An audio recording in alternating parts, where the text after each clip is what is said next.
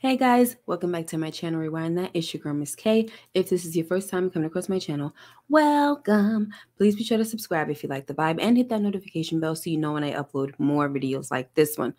All right, guys, we have returned with the Rewatch series, which happens every Tuesday night. Fingers crossed. As you know, we have already rewatched and recapped the entire series of The Wire. Okay, now we're on to our second series, which is Breaking Bad. All right, this is season 1, episode 1, simply called Pilot. Okay, and just so you guys know, some of these recaps will be pre-recorded and some will be live streamed. Okay, regardless, they should be airing every Tuesday at 10 p.m. Now, if I'm feeling like I want to get more than one episode out, you might get one that drops at 8 and then one that drops at 10, but we'll play that by ear. Okay, so one thing that's great about this rewatch is that it's going to be strictly spoiler free recaps, okay, which is great for those who have never watched this series. So you would kind of get the feeling of seeing the recaps in real time, right? All right, guys, without further ado, let's get into this episode. Okay, guys, so the pilot episode starts off with some pants flying in the air, and we see Walter White frantically driving an RV, which he eventually loses control over and crashes. We also see that there are two men laid out in the back of the RV, and their bodies are sliding all over the place, okay? Now, in the passenger seat, we see another man slumped over, and he's wearing a gas mask, the same as Walter. All right. But if you're watching for the first time, I can't say who this person is yet, but we find out later on. Okay. So anyway, Walter gets out of the RV with no pants on. So clearly those were his pants flying in the air, right? We see him pick up a camcorder and he starts recording himself. He makes it clear that he's not confessing to anything, but he addresses his family, okay? He wants to let his wife, Skylar, know that she's the love of his life, and his son, Walter Jr., who they call Finn. Walter wants him to know that Finn might hear some messed up things about him, but just know that no matter how it may look, I only had you in my heart. All right. So while all this is going on, we hear sirens in the background. And since Walter is in the desert, I had to pause the TV to make sure that the sirens were coming from the episode, okay, and not somewhere around me. Because even though I've watched this series before, I don't remember everything that happens, okay? So my mind went straight to questioning how in the world did the police find Walt all the way out in the desert, all right? Now, it's been 10 years, guys, since I've watched this series, and I was late to watching it, so I was able to binge the whole thing in 2013, but I only watched it once, so this rewatch should be interesting. Okay, so moving on, guys. Walt puts the camcorder down, goes back inside the RV, and grabs a gun out of one of the dude's hands, okay? Then he goes to the middle of the road and points the gun in the direction of the approaching sirens. And that's when we get the intro.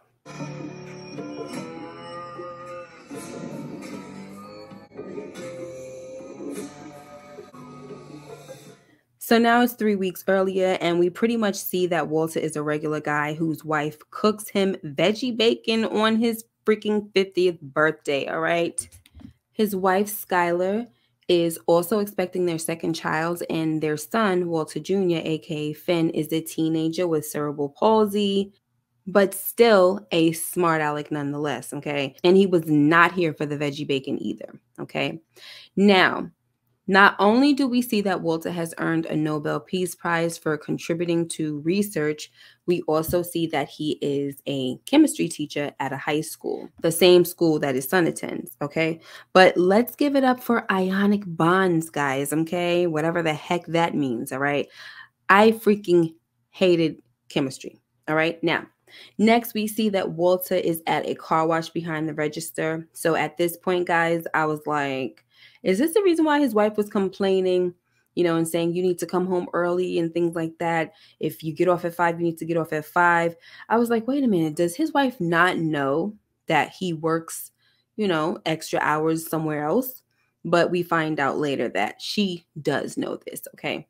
It's not the first time that we've heard that teachers had to get a second job just to make ends meet. All right. Now, back to the car wash. Now, these students, they see him at the car wash cleaning the car. And now we see why he wanted to stay behind the daggone register, because he don't want people all up in his freaking business, okay?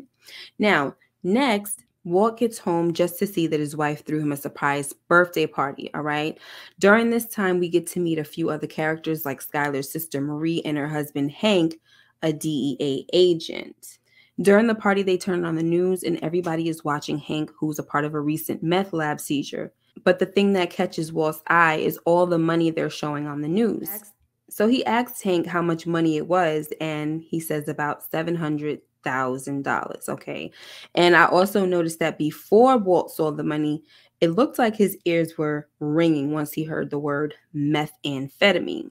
Okay. And this is chemistry. Okay. So now he's definitely listening. Anyway, after Hank tells Walt that they seized about $700,000, Walt says that has to be unusual, right? That kind of cash. And Hank says it's not the most we've ever took. It's easy money until we catch you. You know, he's saying this like a joke, okay? Then Hank tells Walter that he should come on a ride along with them, because at this point we could see that Hank views Walter as a boring guy who needs a little excitement in his life. I also felt like he was trying to play Walter when he held Hank's gun and Walt said it was heavy, when Hank says that's why they hire men. I thought it was a bit on the disrespectful side in that Hank was making jokes at Walt's expense, okay? Now, guys, I'd also like to mention that for some reason, Walt can't get it up no matter how much his wife rubs on his Johnny John. I just had to mention that real quick, okay? Like, she's over there making bets on whatever she's making bets on, and she's just like rubbing underneath the covers, and it was just like it ain't getting nowhere, so you might as well just leave it alone, boo. So anyway, guys, next, throughout the episode we've also watched Walter coughing a lot, but we get to a scene where he collapses and is rushed to the hospital. Walt doesn't want to make a big deal out of collapsing because he doesn't have good insurance, but it turns out that he has lung cancer, which is inoperable. So the way he takes the news seems to be a bit unusual, because all he seems concerned with was the mustard stain on the doctor's lab coat, okay? Now, maybe Walt was in shock, right? But we do hear that his best case scenario is that with chemo, he may live a couple more years. But with that being said, he goes home. His wife asks him, you know, how was your day and things like that. And he says nothing. He doesn't tell her anything. Next, we soon find out that Walt was just having a delayed reaction to the news of his diagnosis, because when he goes back to work at the car wash, he curses out his boss for telling him to go outside to do wipe downs. Walt says, "Screw you and your eyebrows." And he starts smacking items off the walls. Then he grabs his crotch and says, "Wipe down this." And I was like, oh my freaking gosh. What, madame? All right, now here's the thing, guys. For Walt to keep this secret from his family, it definitely had to be very stressful for him. So it was going to come out some other way, because holding it in, like, I could just imagine that hiding something like that could only worsen your condition. It's just not healthy, okay? Now, next, Walt calls Hank and takes him up on the offer to go on a ride along. We can see that Walt is definitely taking mental notes as Hank and his partner talk, especially when they talk about the do's and don'ts of mixing the meth, okay? So then he asks to go look inside to see how the meth lab looks, okay? So while Hank and his partner go inside to make sure that the coast is clear, Walt sees a guy climbing out of the window. Walt recognizes this kid too, because he says, "Oh my gosh, Pinkman?" And Pinkman makes eye contact with Walter also and was like, "Shh." Okay. So we find out that Pinkman, whose first name is Jesse, used to be Walt's student. And Walt shows up in Jesse's driveway because he was able to get his address from the school's filing system. Now, of course, Jesse wants to know what the heck Mr. White is doing there. And he denies being involved with meth, okay? But stupid Jesse is also riding around with the license plate that says the captain, okay? Which confirmed to Walt that Jesse was the cook of the operation, okay? And this is because we heard Hank and his partner earlier saying that the cook went by the name of Captain Cook. They even made bets about it because Hank's partner mentioned that Captain Cook was a white boy's name. But Hank bet that he was Mexican. Turns out Hank's partner was right. Only they don't know it because they picked up an Asian Hispanic guy and just assumed he was the cook, okay? But he was Jesse's partner, Emilio. Okay, so anyway, guys, Walter tells Jesse that since he's lost everything and is back to square one, maybe they can partner up. Walt says, you know the business and I know the chemistry. So, of course, Jesse is looking at him like this is a freaking joke, right? And he's like, you want to cook crystal meth with me? And Walter is not playing, guys. And he says, that's right. Either that or I turn you in. So meanwhile, guys, we get to a scene with Skylar and her nosy sister, Marie. She asks Skylar why Walt has been like more quiet than usual lately. And Skylar tells her that turning 50 is a big deal. And one thing that I did not catch on the first watch was that Walt is at least 10 years older than Skylar because she tells Marie that she's not looking forward to 40. And I just wasn't expecting that. But hey, whatever, right? But one thing I will say, guys, without spoiling anything, not for nothing that Marie has done, but I just never liked her sister, guys. Her whole personality, like, I don't know if you can like see it even in this scene. She's not the best. Like, looks like she's kind of judgmental and, you know, she just does too much, you know?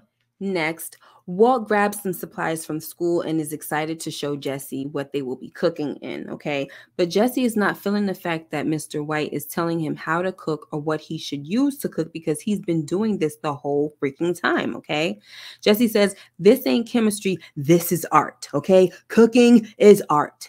And the stuff that I cook is the bomb, right? So don't be telling me. And that's when Walt says, the stuff you cook is crap. I saw your ridiculous setup. So let me tell you something. You and I will not make garbage. We will produce a chemically pure and stable product. And he was like, we ain't using no chili powder or baby formula either. And that's when Jesse says, hold up, chili powder is my signature. And Walt says, not anymore. Okay, so the next dilemma, guys, is that they got to find somewhere to cook the stuff because Walt thought that they were going to do it at Jesse's house. And Jesse is like, I don't crap where I eat, which is obviously very, very smart, guys. So one thing that I will discuss really quickly is that I believe you guys are going to probably see pretty early on that both of these guys can learn from each other. You've got this straight guy who is like a square deal type of dude, which is Walter White, who is smart. He has the brains and everything because, you know, his whole life is basically chemistry. So this is his lane right here. But what's not his lane and what is unfamiliar to him is selling drugs. Okay. And so he has no street smarts. And that's where we get Jesse. Jesse can teach him, like, you can't be crapping where you eat. You know what I'm saying? Like, there is no freaking way that I'm about to cook this stuff in my house. And Jesse was like, you go take it to your house and cook it. You know what I mean? And of course, he had to prove his point right there to Walt, because of course Walt wasn't going to cook it at his house. Like, what's wrong with you? But like I said, you know, they can both learn a lot from each other. Jesse, who thought that he had everything under control and is the captain cook, we later learned that he actually wasn't cooking the greatest stuff until he saw what the real chef hooked up. And we're going to talk about that later on, right? But like I said, Walter could learn from Jesse. And, you know, as we go along, we'll keep tracking that, you know, and see if Walter is actually going to try to get some pointers from Jesse, or is he going to continue to act like the Mr. Know-it-all? You know what I'm saying? All right, guys. So anyway, Jesse, he comes up with a plan to buy an RV to cook in. And that's when Walt brings Jesse all the money that he has. And he tells Jesse to negotiate a deal for the RV because he came up short. So as Walt tries to walk away, Jesse asks him why he was doing this. You know, why are you trying to sell meth? Okay.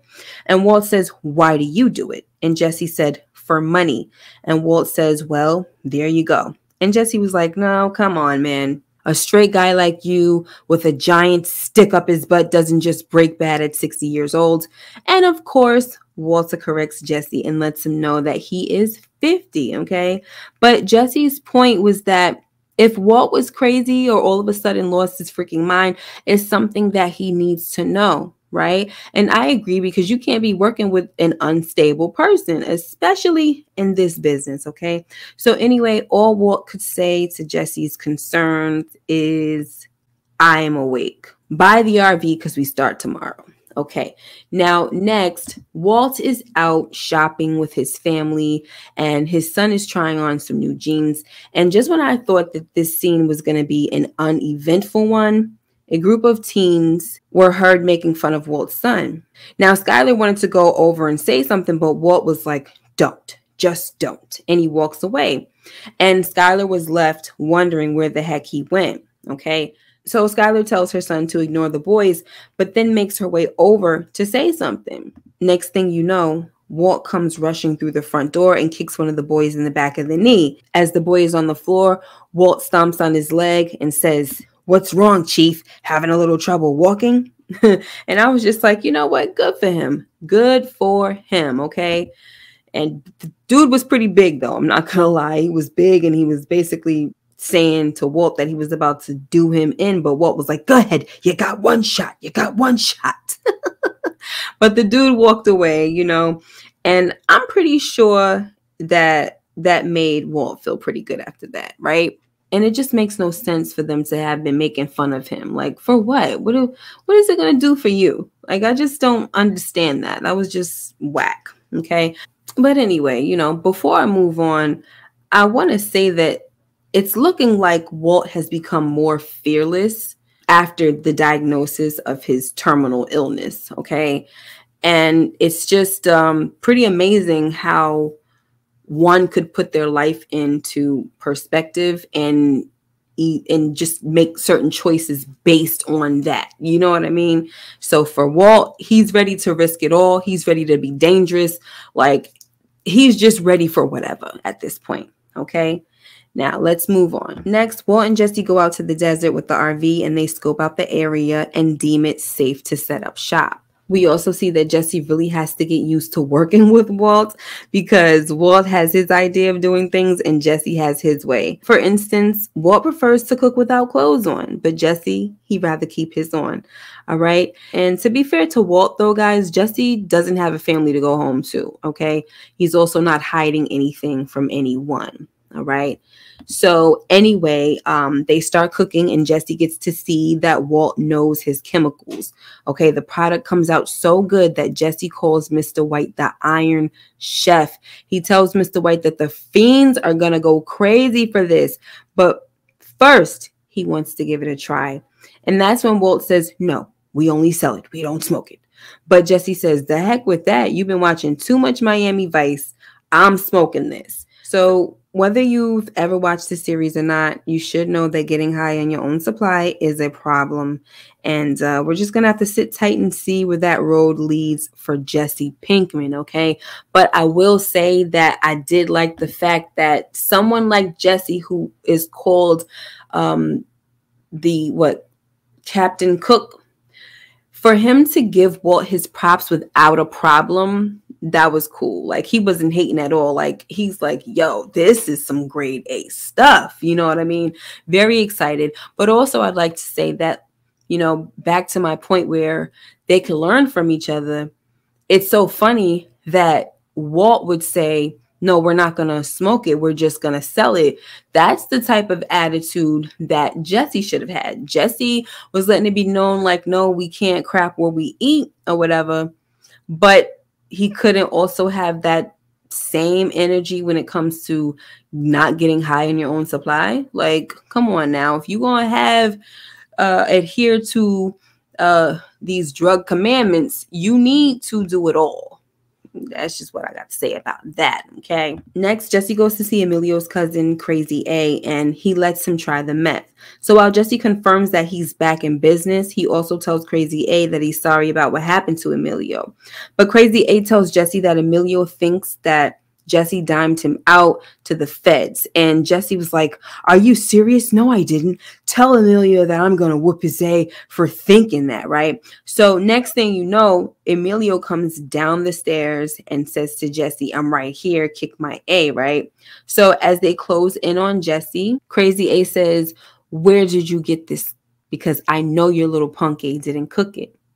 All right. Next thing you know, guys, Crazy A is pulling up to the RV in his bright yellow car along with Emilio and Jesse. Okay. Crazy A tells Walt that he should come work for him. But all of a sudden, Emilio yells out that he knows Walt and that he was there with the DEA when he got busted. So Emilio pulls out his gun and Jesse jumps out of the car and he's like, "Run, Mr. White, run." And just like a white woman in a scary movie, Jesse trips over something as he's running away. Okay. Now, the situation could have definitely turned out tragic if Walt didn't offer to teach Crazy A and Emilio how to cook. Okay. So while Jesse is tied up, Walt teaches the guys how to cook in the RV, only he doesn't. Instead, he mixes a chemical that causes an explosion, then runs out of the RV, closing the door on Crazy A and Emilio. Okay, so while Emilio and Crazy A are coughing up a storm, they're also busting shots at the door. And I was like, OMG, Walt got lucky again. Okay, but anyway, Emilio and Crazy A eventually pass out, but a fire starts in the bushes. Okay, and this is all because Emilio was smoking a cigarette in the RV. And when Walt asks him to put it out, Emilio throws it out the window instead of making sure it was really put out. So now the fire is getting out of control, and this is most likely due to the chemical gases that are coming from the RV. So Walt cannot control the fire, and the only thing he could do is put a gas mask on Jesse's face and get him back in the RV. Now, for some reason, guys, Jesse is knocked out, and I don't know if he hit his head on that rock or if Emilio knocks him out. But bottom line is Jesse is knocked the freak out, okay? So clearly, we have reached the point where we started in the beginning of the episode, and now we're about to see how everything plays out. So we get back to Walt standing in the middle of the road, and we hear the sirens getting louder, and Walt is feeling hopeless and defeated, and he contemplates offing himself, okay? He actually pulls the trigger, but nothing happens. Then the gun accidentally goes off while he's pointing it away from him. And I was like, what the heck? Like, that's the third time Walt could have died, okay? And we could see that it just wasn't meant. But it's crazy that he has this terminal illness that is supposed to kill him, yet he keeps evading death in these moments, okay? So anyway, as the sirens are getting closer, we see that it's a bunch of fire trucks, not cops, okay? Which at this point didn't surprise me because the smoke from the fire clearly alerted them, okay? So anyway, the firemen, they pass right by Walt and the RV, which I thought was weird, especially since Walt was wearing no freaking pants, all right? But neither here nor there, okay? Because Jesse wakes up and comes out of the RV asking Mr. White what he did to Emilio and Crazy A. And Walt tells him that he mixed a certain chemical that can take a person out with one whiff. All right. Next, Walt gets home and it's obviously late, and Skylar wants to know where he was. And Walt doesn't even answer her. So Skylar says, "I don't know what's going on with you lately, but I don't like it when you don't talk to me. And the worst thing you can do is shut me out." So Walt's response to that is to literally say nothing, but he gives her the D. And she was talking about some, "Walt, is that you?" And that is how the episode ends, guys. Okay. That was the pilot. I hope you guys enjoyed it. And please, we shall be here again for episode number 2 when we review that live. Okay, make sure you like, comment, and subscribe if you haven't already. Hit that notification bell so you know when I upload more videos like this one. Until next time, you guys take care and be blessed, and I'll see you in the next video. Bye-bye.